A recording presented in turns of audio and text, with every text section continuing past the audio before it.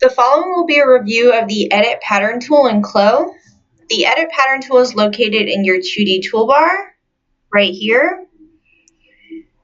This will allow you to edit points and lines in a more controlled way. It is very similar to the white arrow tool in Illustrator.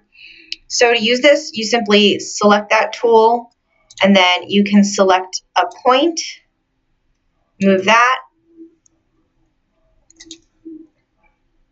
You can select a segment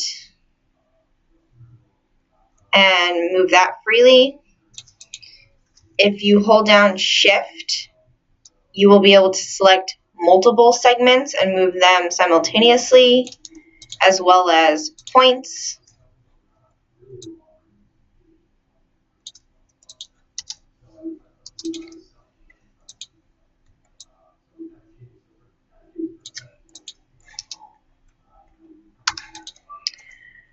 With this tool, you have some really great control options, so we're not just freely moving things around without any specific action or measurement change. So the first options we have are to hold Shift. If you hold Shift, that will give you horizontal, vertical, and 45-degree angle guides to move along that direction. The other option that we have, and I'm going to change my hem shape here just to demonstrate. If you have a very specific angle and you want to continue moving on that angle, if you hold the Control button, in Mac this will be Command, on your keyboard as you're moving, it will allow you to continue on that specific angle.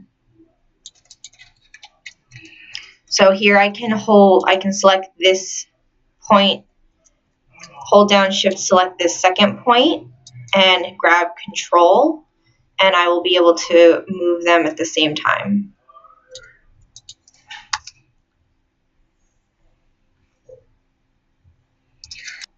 The other option we have is to move points by a fixed amount. So to do this, you will grab your point or segment, start moving in the direction that you want to change, and right-click while you're in the middle of this action. So you will be still holding down your left mouse button, and then right-click to get this precision box up, and then I can type in, I want to move this point by 2 inches, change my neck drop by 2 inches.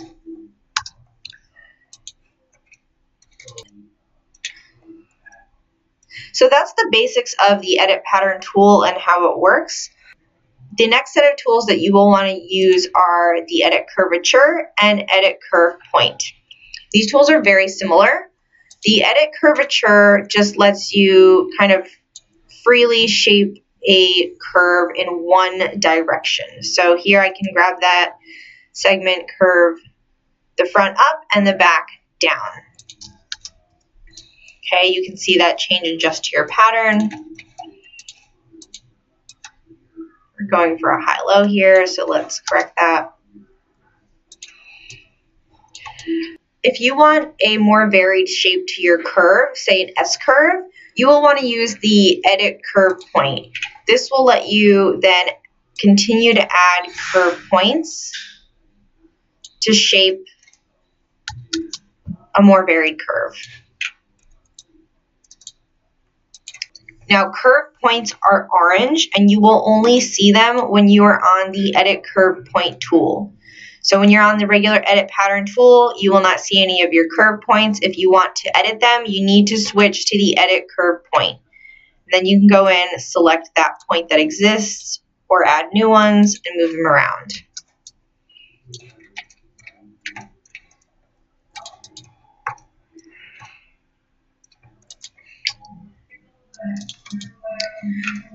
You can also delete these points. So if you want to delete your curve point, switch to the Edit Curve Point tool. You will right-click on that point and delete point.